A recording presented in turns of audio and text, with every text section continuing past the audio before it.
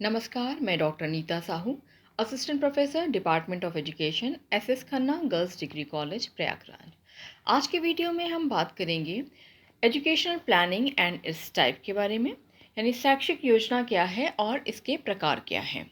शैक्षिक योजना क्या है, इसका कॉन्सेप्ट के बारे में, मीनिंग के बारे में, इसकी विशेषताएं के बारे में हम पिछले वीडियोस में चर्चा कर चुके हैं। आज के वीडियो में हम इसके different types of educational planning के बारे में हम बात करेंगे। तो एक एक करके इस पर हम बात करना शुरू करते हैं। तो सबसे पहले हम देखते हैं कि एजुकेशन प्लानिंग कितनी तरह की हो सकती है। तो पहला है एम्स बेस्ड प्लानिंग या लक्ष्य आधारित योजना।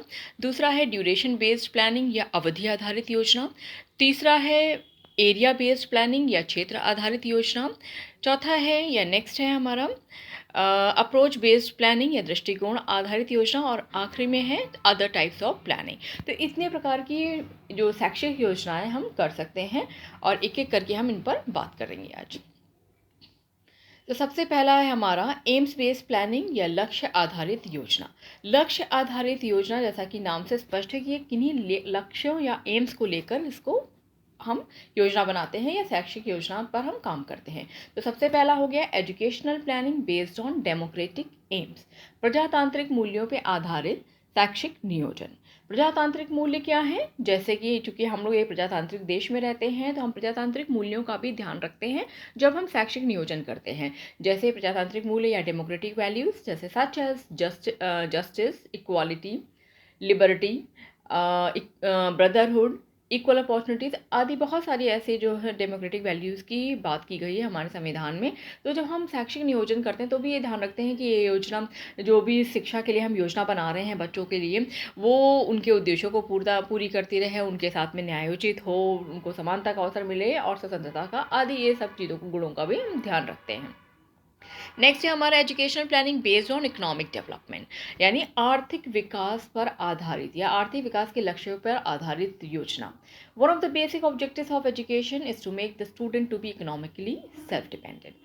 शिक्षा का या शिक्षा प्राप्त करने का एक प्राइमरी उद्देश्य ये भी है कि बालक को शिक्षा प्राप्त करने के बाद में आत्मनिर्भर बनाया जाए या उसे हम इकोनॉमिकली सेल्फ डिपेंडेंट बनाएं ताकि वो शिक्षा पूर्ण करने के बाद में स्वयं का और अपने परिवार का भरण पोषण कर सके, यानी उनको वो पाल पोस सके। तो ये इकोनॉमिक डेवलपमेंट या आर्थिक विकास का मतलब ये भी है कि शिक्षा प्राप्त करने के बाद में वो देश के आर्थिक विकास में भी अपना योगदान दे सके। तो इस उद्देश्य को भी हम शिक्षा की योजना बनाते समय ध्यान रखते हैं। नेक्स्ट है education planning based on technical development. Technical development मतलब तकनीकी विकास आधारित नियोजन। क्योंकि आजकल हम लोग या वर्तमान समय किसका है? तकनीकी का युग है और हम सभी डिजिटल एज में, डिजिटल एरा में रह रहे हैं। तो ये भी एक मेन हमारा उद्देश्य हो जाता है जब हम प्लानिंग कर रहे हैं या शिक्षा के लिए योजना बना रहे हैं कि शिक्षा प्राप्त करने के बाद में बालक को कम से कम नवीनतम जो टेक्नोलॉजी है उसका उपयोग आ जाए, है ना, उसका उपयोग करना आ जाए। और साथ साथ हम क्या करें, करिकुलम इस तरह का, योजना इस तरह की बनाएं, करिकुलम इस तरह का फ्रेम करें, टीचिंग ऑब्जेक्टिव्स इस तरह के रखें कि जिससे कि जो हमारी जो लेटेस्ट एजुकेशन टेक्नोलॉजी है उसको भी हम उसमें इनकॉर्पोरेट करें, यानी टीचिंग लर्निंग प्रोसेस में कहीं ना कहीं टेक्नोलॉजी का अधिकतम प्रयोग कर पाएँ। ये भी हमारा उद्देश्य होता है जबकि हम शिक्षा की योजना बनाते हैं। आप सभी को पता होगा कि इस समय जो NEP 2020 में भी बहुत ज़्यादा तकनीकी पर जोर दिया गया है। ये कहा गया है चूँकि आज जो समय है, जो एरा है, वो डिजिटल एज है और फ्यूचर में भी ऐसे ही बच्चों की आवश्यकता होगी, ऐसे ही नागरिकों की आवश्यकता होगी जो कि इस तरह की डिजिटल स्पेस में काम कर सकें, यानी डिजिटल एनवायरनमेंट में अपने आप को फिट रख सकें। तो इसलिए तकनीकी का अधिक से अधिक उपयोग भी शिक्षा के क्षेत्र में करना होगा। तो हम योजना बनाते समय भी इन सारी बातों का ध्यान रखते हैं। नेक्स्ट जो हमारा उद्देश्य है या जिस आधार पर या प्रकार पर हम योजना बनाते हैं वो है हमारा ड्यूरेशन बेस्ड प्लानिंग या अवधि आधारित योजना। अवधि आधारित, जैसा कि नाम से स्पष्ट है कि यहाँ पर योजना बनाते समय हम समय को ध्यान में रखते हैं। समय को ध्यान में रखते हुए 3 months planning, 6 months planning, yearly planning, short term planning और लॉन्ग टर्म प्लानिंग, इन आधारों पर हम क्या कर सकते हैं, अवधि के आधार पर समय को ध्यान में रखते हैं हम योजना बना सकते हैं। जो 3 मंथ्स की प्लानिंग है ऑब्वियसली जैसा कि नाम से ही पता चल रहा है कि एक इस प्रकार की योजना जिसका कि उद्देश्य है कि हम अपने शैक्षिक लक्ष्यों को 3 महीने के अंदर पूरा कर लें। 6 मंथ प्लानिंग 6 महीने का टारगेट यहाँ रख के चलते हैं। ईयरली जो प्लानिंग है for different stages of educational sector, यानी शिक्षा के विभिन्न क्षेत्र हैं जैसे प्राइमरी है, सेकेंडरी है, फिर एडल्ट एजुकेशन है, विभिन्न एजुकेशन, तो अलग अलग जो सेक्टर है शिक्षा के उनके लिए वार्षिक योजना बनाई जाती है। और ये उद्देश्य रखा जाता है कि इस तरह की जो भी हमने लक्ष्य रखे हैं, जो भी हमने योजना बनाई है, उसको 1 साल के भीतर हम उन उद्देश्यों को पूरा कर लें। शॉर्ट टर्म प्लानिंग को हम कहते हैं वो प्लानिंग है जो कि 1 साल से ज़्यादा और लेकिन 5 साल से कम, यानी इसका ड्यूरेशन कितना है, 5 साल से के अंदर उन उद्देश्यों को हम प्राप्त करने की कोशिश करेंगे उस योजना को, और लेकिन वो योजना कैसी होगी, 1 साल से ज़्यादा। यानी तो शॉर्ट टर्म प्लानिंग में हम किस प्रकार की योजना को रखेंगे, which is more than 1 year and less than 5 years. Long term planning मतलब एक लंबे समय के लिए नियोजन या फिर दीर्घकालिक नियोजन। दीर्घकालिक नियोजन इस प्रकार का नियोजन होता है, यानी long term planning as the name suggest is for longer period such as 10, 15, 20 and more years. ठीक है, तो अब हम आगे बढ़ते हैं। नेक्स्ट जो हमारा टाइप्स ऑफ प्लानिंग है वो है एरिया बेस्ड।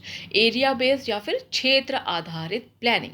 क्षेत्र आधारित प्लानिंग में भी हम क्या करते हैं, जो देश है उसके अगर हम बहुत बड़ा एरिया ले रहे हैं तो पूरे हम विश्व की भी बात करेंगे अभी, लेकिन अगर हम एरिया की बात यहाँ पर है कि एक पर्टिकुलर क्षेत्र या पर्टिकुलर रीजन को लेकर अगर हम प्लानिंग करते हैं तो वो क्या हो जाता है, हमारा क्षेत्र आधारित नियोजन। इसको कई बार लोग भौगोलिक सीमा पर आधारित नियोजन या फिर planning based on geographical reasons भी कहते हैं। तो इसमें सबसे पहला प्रकार है कॉम्प्रिहेंसिव प्लानिंग या फिर व्यापक नियोजन। व्यापक नियोजन में क्या करते हैं हम, जो जिन भी हमने क्षेत्रों को लिया है, जिन भी हमने उप क्षेत्रों को लिया है, और विभिन्न आयामों को ध्यान में रखकर योजना बनाई जाती है। और साथ साथ जिस भी क्षेत्र के लिए हम योजना बना रहे हैं, या चूँकि यहाँ कॉम्प्रिहेंसिव की हम बात कर रहे हैं, तो इसमें हम क्या करते हैं, जिन क्षेत्रों को, क्योंकि बड़े स्तर की ये योजना है, ठीक है, और तो उसमें उन क्षेत्रों से आने वाली जो डिमांड्स हैं, यानी जो उनकी मांग है, रिसोर्सेज यानी संसाधन, नीड्स एंड सर्कमस्टांसेस, इन सबको हम ध्यान में रख के कॉम्प्रिहेंसिव एक बिगर प्लानिंग या बिगर लेवल पर हम प्लानिंग यहाँ पर बनाते हैं। नेक्स्ट है हमारा पार्शियल प्लानिंग। पार्शियल का मतलब है आंशिक या एक स्मॉलर पार्ट के लिए। This type of planning is which is made for small part या only one part of education system. For example primary education. जैसे शिक्षा के बहुत सारे लेवल है, there are different levels of education, like as I have talked earlier also, there are many part या many sectors या many areas of education such as primary education, secondary education, higher education, etc. So when we are planning only one part of education, that is known as partial planning. Next is school level planning. School level planning may also be called as institutional planning. So this planning is limited to only one institution, only one school. ठीक है, so this planning is done keeping in view the needs and resources of a particular school, and this planning is only applicable to that particular school. It cannot be applicable to all the sectors, all the schools. क्यों? क्योंकि it is based on the needs and resources of that particular educational institution. Next है हमारा, इसी में भी continue कर रहे हैं, अर्बन और रूरल प्लानिंग। अर्बन मतलब शहरी और ग्रामीण नियोजन। शहरी और ग्रामीण नियोजन, as we know that urban and rural areas are different. They interact with different type educational problems. Thus, it leads to different type of educational planning in these areas, because there are different type of problems, different type of needs are there, different type of resources are there. So, to meet those problems, to meet those needs, we have to plan differently in these areas. For example, Navodaya Vidyalaya, Kasturba Balika Vidyalaya, these institutions, yeah, these schools are established especially for rural students, students who are intelligent, who especially for girl child, for backward student, for minority students who belong to rural area, they can take admission in these schools. ठीक है, next है national planning. National planning नाम से ही clear हो रहा है कि this planning of education is meant for the education planning for the whole nation. जब भी हम कोई इस प्रकार की योजना बनाते हैं जो कि पूरे देश पर लागू करने के लिए होती है या पूरे देश को हम ध्यान में रख के योजना बनाते हैं, इसे हम नेशनल प्लानिंग कहते हैं। ठीक है, जैसे कि हमारा एनईपी है ना। एनईपी में जो भी योजना बनाई गई है या नेशनल एजुकेशन प्लानिंग नाम ही है उसका, वो 2020 जो अभी आपने सभी को पता होगा कि ये योजना देश में लागू की गई है। तो वो योजना पूरे देश को ध्यान में रखकर बनाई गई है और बहुत ही वाइड, बहुत ही कॉम्प्रिहेंसिव एक योजना है। इसमें लगभग सारे सेक्टर से बात की गई है। यहाँ पर मैंने कुछ एग्जाम्पल दिया है, जैसे एग्जाम्पल है mid day meal scheme, free and compulsory scheme या एजुकेशन। तो ये भी वो योजनाएं हैं जो कि पूरे देश में लागू हैं, पूरे देश पे एप्लीकेबल होती हैं, यानी इनको हम राष्ट्रीय स्तर का नियोजन इसीलिए कहते हैं। फ्री एंड कंपल्सरी एजुकेशन, निःशुल्क और अनिवार्य शिक्षा, मिड डे मील मध्याह्न भोजन जो योजना थी, ये भी पूरे देश के लिए बनाई गई है। नेक्स्ट है इंटरनेशनल प्लानिंग। इंटरनेशनल प्लानिंग मतलब अंतर्राष्ट्रीय योजना। अंतर्राष्ट्रीय योजना स्पेशली जो अंतर्राष्ट्रीय संस्थाएं हैं उनके लिए बनाई जाती है। वो पूरे विश्व की शिक्षा व्यवस्था को या पूरे शिक्षा विश्व में कुछ रीज़न के लिए शिक्षा की जो नीड है उनको ध्यान में रखकर ये योजना बनाते हैं, जैसे कि यूएनओ का में से और यूनेस्को। तो ये सब क्या करते हैं कि वो जो अंडर डेवलप्ड कंट्रीज़ हैं, कई बार डेवलपिंग कंट्रीज़, उनकी जो भी विशेष ज़रूरतें हैं उनको ध्यान में रखकर ये योजनाएं बनाते हैं, उनको लागू करते हैं। तो ये इंटरनेशनल प्लानिंग हो गई। नेक्स्ट है हमारा अप्रोच बेस्ड प्लानिंग, या फिर जिसे हम कहते हैं उपागम आधारित या दृष्टिकोण आधारित प्लानिंग। दृष्टिकोण आधारित प्लानिंग या अप्रोच बेस्ड प्लानिंग को हम सबसे पहले इस पर बात करते हैं model oriented approach planning. Model का मतलब हो गया कोई प्रतिमान या कोई आदर्श आधारित प्रतिमान केंद्रित उपागम नियोजन। When a country follows the educational policies and scheme of other country as model or criteria and tries to apply the same model in its own country, it is known as approach based plan. Approach का मतलब जैसे मैंने कहा ना कि model oriented है।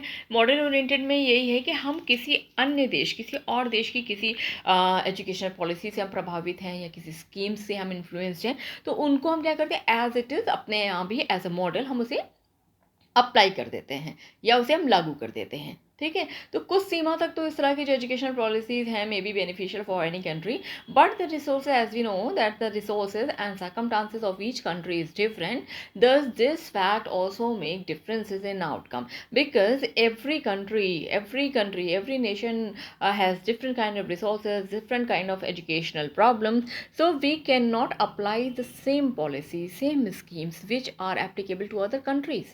So लेकिन कुछ हद तक हम कुछ ऐसा कर सकते हैं कि कुछ ऐसी पॉलिसीज़ जो हमारे यहाँ, अगर हमारे संसाधन भी वैसे ही हैं, हमारी ज़रूरतें भी वैसे ही हैं, तो आउटकम भी वैसा ही सेम हम चाहते हैं, तो हम उसे लागू कर सकते हैं। अदरवाइज़ हमें अपने देश के लिए अलग पॉलिसी बनानी पड़ती है। नेक्स्ट है हमारा need approach based planning. Need based में क्या है, ज़रूरत जो भी पर्टिकुलर एरिया, डिस्ट्रिक्ट या रीजन के लिए हम बना रहे हैं योजना, उसकी हम ज़रूरतों को ध्यान में रखते हैं। नेक्स्ट है हमारा रिसोर्स अप्रोच बेस्ड प्लानिंग। ये भी बहुत क्लियर है। In this type of education planning approach optimum utilisation of the available physical, human and natural resources. जैसा कि मैं पिछले वीडियोज़ में बात कर चुकी हूँ कि किसी भी देश की डेवलपमेंट के लिए 3 रिसोर्सेज बहुत ज़्यादा ज़रूरी हैं, फिजिकल है, ह्यूमन है, as well as natural resources. So optimum utilization मतलब इनका अनुकूलतम उपयोग करने का जब हमारा उद्देश्य होता है या दृष्टिकोण होता है, तो तब हम जिस प्रकार की योजना बनाते हैं या प्लानिंग करते हैं उसको हम क्या कहते हैं, रिसोर्स अप्रोच बेस्ड प्लानिंग। यानी इस प्रकार की योजना बनाते समय हम पहले देखते हैं कि हमारे पास रिसोर्सेज क्या हैं और कैसे हम उसे मैक्सिमम या ऑप्टिमम यूटिलाइज उसे कर सकते हैं। नेक्स्ट एंड लास्ट है हमारा other types of education planning. इनमें हम उन सभी एजुकेशन प्लानिंग को रखेंगे जिनमें जो कि बाकी अन्य कैटेगरीज में नहीं आती हैं, इसलिए इनको हमने अन्य टाइप में या अदर टाइप्स में रखा है। माइक्रो प्लानिंग है इसमें हमारा इंस्टीट्यूशनल प्लानिंग है। जैसे कि micro planning is a small level planning which is done for a limited area for the fulfilment of the needs for solving the problems of a unit और a part.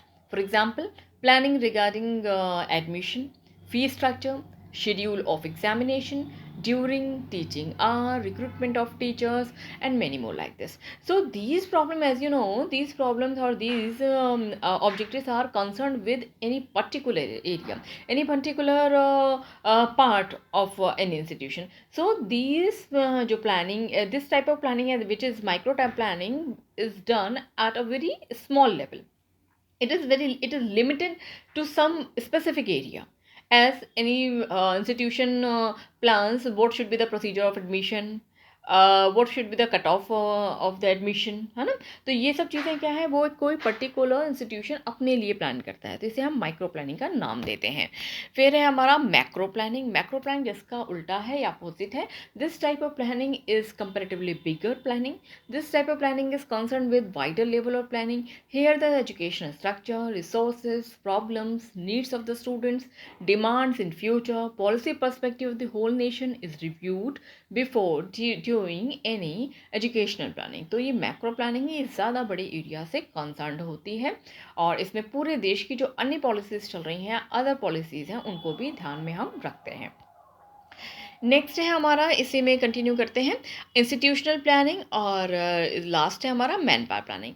हालांकि इन सभी planning पे, जो institutional planning है, micro planning है, man power planning पे मैंने एक अलग से भी वीडियोस बनाए हैं, इसलिए मैंने यहाँ बहुत शॉर्ट में इनको हम ले रहे हैं. तो अगर आपको डिटेल में इनको पढ़ना है तो मेरे और वीडियोज़ आप देख सकते हैं.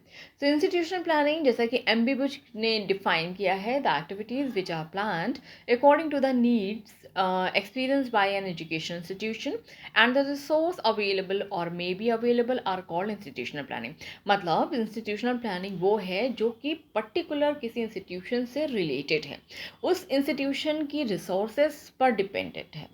अगर उसके पास रिसोर्सेज कम है या ज़्यादा है, जितने रिसोर्सेज हैं, जितने ये रिसोर्सेज हो सकते हैं उसके human resources, physical resources, natural resources जो भी उसके पास हैं, अवेलेबल हैं, उनके आधार पे वो जो भी प्लानिंग करता है, ये इंस्टीट्यूशनल प्लानिंग होती है. एंड दिस में भी लॉन्ग टर्म प्लानिंग और शॉर्ट टर्म, लंबे समय के लिए भी हम इसे योजना बना सकते हैं किसी इंस्टीट्यूशन के लिए, और छोटे समय के लिए भी. This is based on the maximum use of resources of the school और सोसाइटी. जिस भी विद्यालय के लिए हम बना रहे हैं इस योजना को, उस वहाँ के जो मैक्सिमम रिसोर्सेज हैं उनके मैक्सिमम यूज़ या फिर अधिकतम उपयोग पर ये योजना आधारित है. एंड लास्ट है हमारा man power planning. Man power planning का मतलब है जो मानव शक्ति नियोजन. मानव शक्ति नियोजन क्या है? Man power planning refers to optimal use of human resources, क्योंकि मनुष्य भी एक रिसोर्स की तरह है ना. मनुष्य भी एक रिसोर्स की तरह, हम उसकी शक्तियों का हम कैसे बेटर यूज़ कर सकते हैं, कैसे हम उसे ऑप्टिमम उसका यूटिलाइजेशन कर सकते हैं. अगर हम इसका बेहतर तरीके से योजना बनाते हैं तो जो मनुष्य है वो भी पूंजी की तरह कार्य करता है और हमारे लिए फ्यूचर में देश की प्रगति में भी अपना कॉन्ट्रीब्यूशन देता है. तो it is a procedure used in any educational और industrial organisation to balance future requirements by utilising the optimum capacity of the human और manpower available in the institution. किसी भी इंस्टीट्यूशन में बिना मैन पावर के, बिना मानव शक्ति के तो हम काम कर नहीं सकते. हमारे पास कितने भी रिसोर्सेज क्यों ना हो, अगर जब तक आपके पास मैन पावर नहीं है, उसको काम करने वाले व्यक्ति नहीं है, आदमी नहीं है, टीचर्स नहीं है, तो आपकी कोई भी योजना मतलब कैन नॉट बी सक्सेसफुल. सो अगर हमें सक्सेसफुल होना है, अपनी रिसोर्सेज को अच्छी तरीके से यूटिलाइज करना है, then man power planning is very important. तो अदर टाइप्स ऑफ प्लानिंग में हम लोगों ने इसको पढ़ा है.